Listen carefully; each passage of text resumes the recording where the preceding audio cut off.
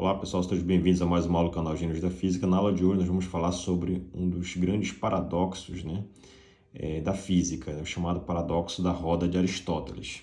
Esse paradoxo também é um paradoxo matemático, tá?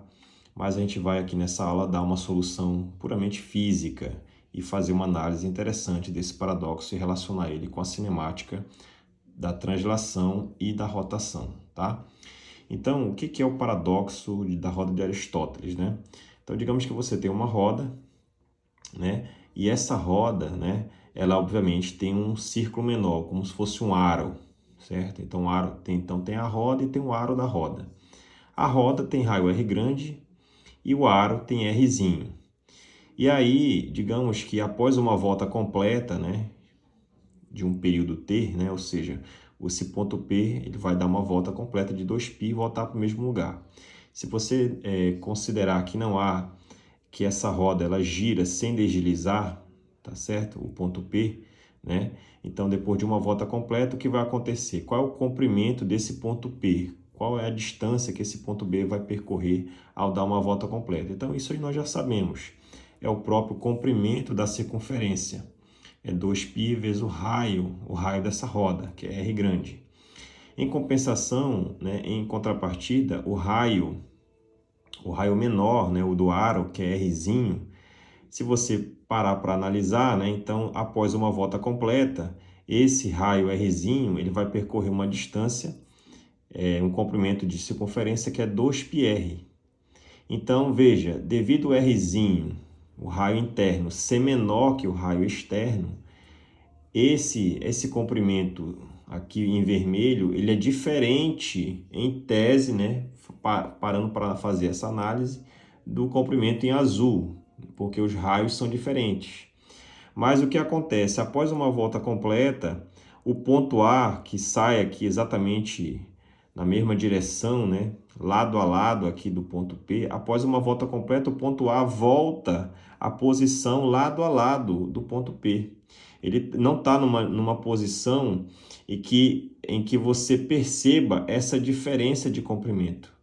Então, é como se o ponto A, na verdade, o ponto A ele volta para o mesmo lugar após um período de 2π. Então, o ponto A e P saem juntos em t igual a 0 e após uma volta completa de um período de 2π, por exemplo, o ponto A e o ponto P novamente estão juntos. Então, há um paradoxo. Como é que você explica essa diferença de comprimento de circunferência? Então, essa é o cerne, esse é o ponto-chave desse paradoxo da roda de Aristóteles. Tá? Então, vamos resolver esse problema aqui. Tá? Então, vou considerar a roda, né? Ela vai girar sem deslizar no ponto P, em t igual a 0.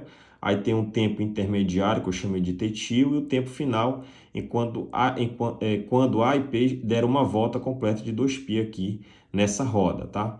Então, o raio interno do ar é Rzinho, o raio da roda é R grande, e aqui tem um certo ângulo θ, que eu vou parar para analisar aqui o ponto A, tá? Pois bem, então quais são as velocidades, né, que estão atuando nessa roda? Então, vamos ver aqui, tá? Então, eu vou pegar uma roda aqui, eu peguei a roda nesse caso, tá? Nesse caso aqui, quando tem igual a t-til. Então, eu desenhei aqui, primeiro, o centro O. O centro O, veja, essa roda, ela gira e translada ao mesmo tempo, tá? Então, a velocidade de translação eu chamei Vzinho, em azul, o vetor Vzinho, olha, todo tempo apontando para a direita, né? Lembra que a velocidade angular, ela está entrando no plano do papel. Então, Vzinho aqui, ó, é a mesma velocidade em todas as análises aqui, os pontos, a velocidade de translação é a mesma em toda a roda. Então, botei em azul aqui, ó, tá? E aí tem uma velocidade também tangencial, devido ao giro da roda. Então, a velocidade tangencial aqui, no caso, ela está apontando para cá, ela é ômega R maiúsculo. Nesse ponto, a velocidade tangencial é isso, né? Vale esse valor. Mas se você fosse analisar no ponto A, ela vai ser ômega vezes esse raio, a raio Rzinho aqui. Então, eu estou analisando na borda da roda. Então, na borda da roda, a velocidade tangencial é ômega, que eu estou considerando uma velocidade angular constante, tá? Ômega VEC R, tá?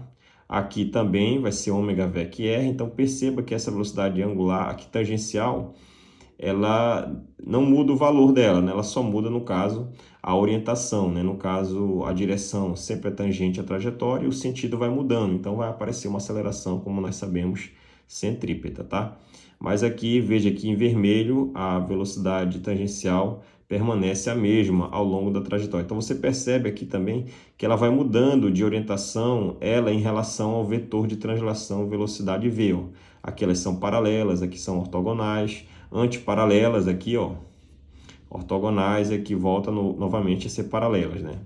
Então, perceba que há uma mudança de configuração. E aí, enquanto isso, esse ponto P aqui, íntegro atetil, ele girou, o ponto A ele saiu daqui e veio para cá. Ele girou, assim como o ponto P, girou de um certo ângulo θ.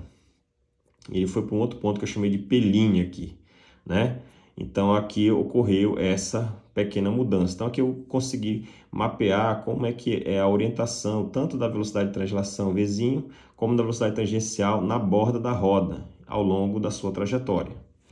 E aí, quando você para fazer essa análise, aqui eu vou pegar somente esse braço aqui de O a P'. Então, de O a P', perceba que o vetor velocidade de translação no ponto O, que é o mesmo, aqui é o mesmo. Ele não muda, toda a roda translada junta, né, em todos os pontos, inclusive no centro de massa dela. E aí, aqui, qual é a velocidade tangencial numa distância rzinho, que nem eu falei, né? É ômega VEC rzinho. E aqui no ponto da borda da roda, que é no ponto P, aqui é o ponto A, que é esse ponto aqui. Aqui você vai ter ômega Rzinho e aqui você tem ômega R grande. Esse raio vezes a velocidade angular que está entrando no plano do papel.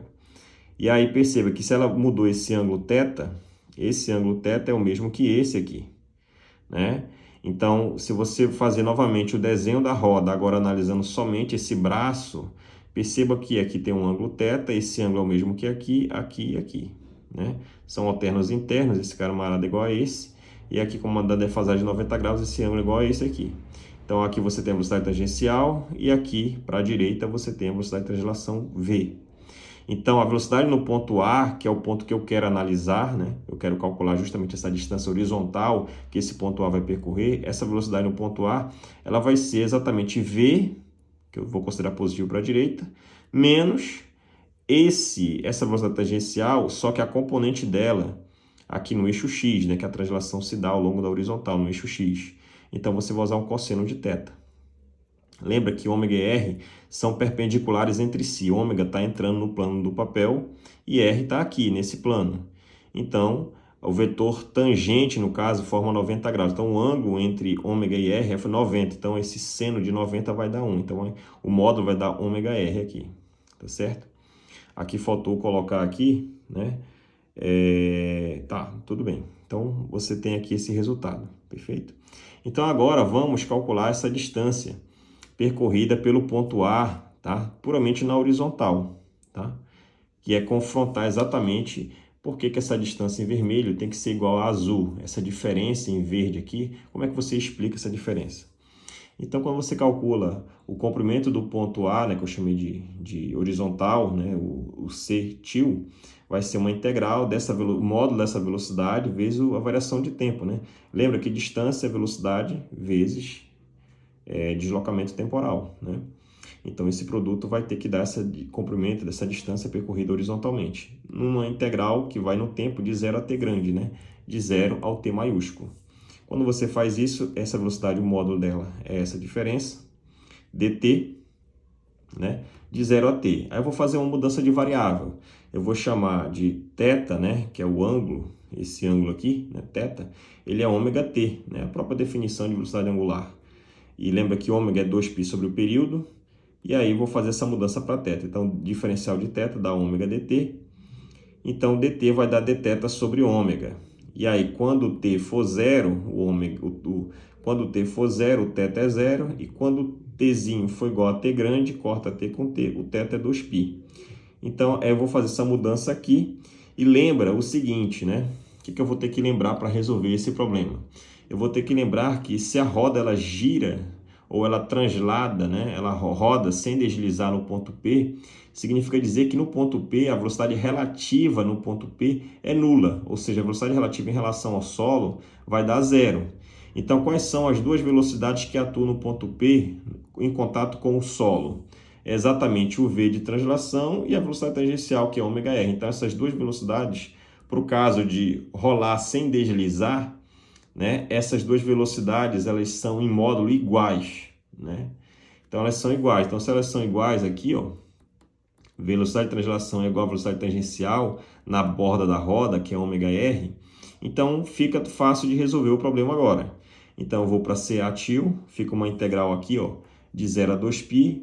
V, quem é V? É ômega R, o módulo, né? Aqui vai dar seno do ângulo entre eles, seno de 90 é 1, menos ômega R cosseno θ, tá aqui. E aí, quem é dt? dt é 1 sobre ômega dθ. Substitui, corta os ômegas, tá? E aí você fica com R cosseno aqui. Então, vou fazer uma integral de 0 a 2π. Aqui dá 2π, e essa integral aqui de cosseno vai dar seno, de 0 a 2π vai dar 0. Então, ou seja, o comprimento, a distância percorrida pelo ponto A horizontalmente vai ser exatamente 2π vezes R, R maiúsculo, ou seja, o próprio comprimento da roda na borda, né? Então, é a mesma distância. Então, a distância percorrida por A, que nós acreditávamos ser a distância em vermelho, na verdade é a mesma distância percorrida pelo comprimento azul, que é o ponto P. Então, a distância horizontal tanto de A quanto de P são as mesmas, tá?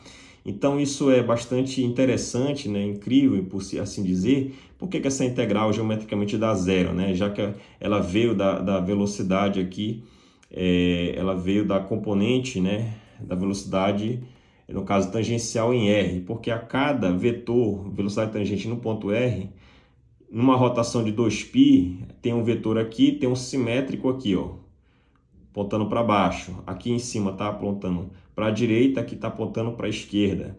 Então, sempre vai ter um vetor oposto de π que vai cancelar esse termo aqui. Então, numa volta completa, essa integral dá zero. E aí, o que é interessante notar, que o ponto P, ele roda gira sem deslizar. Essa é uma condição fundamental, né? No caso, para a roda. Já o ponto A, como essas duas velocidades não são as mesmas, né? Então, significa dizer que essa velocidade V não é igual a ômega R cosseno. Se não é igual, essa velocidade não é nula. Então, quer dizer que o ponto A ele gira com deslizamento. Então, o ponto P, enquanto ele gira sem deslizar, o ponto A ele gira deslizando. Então, é essa diferença que vai dar no final e vai compensar, digamos assim, né, essa distância em verde aqui. Então, o ponto A ele gira, né, roda e desliza, porque a velocidade A é diferente de zero, enquanto que o ponto P, o fato dele, a velocidade relativa ser nula, ou seja, ele gira, roda sem deslizar, ela é idêntica, né? Então, isso é fundamental, por quê? Porque essa propriedade é extremamente importante para se entender a razão, né, pela qual a roda talvez seja uma das primeiras e maiores invenções tecnológicas da humanidade, né?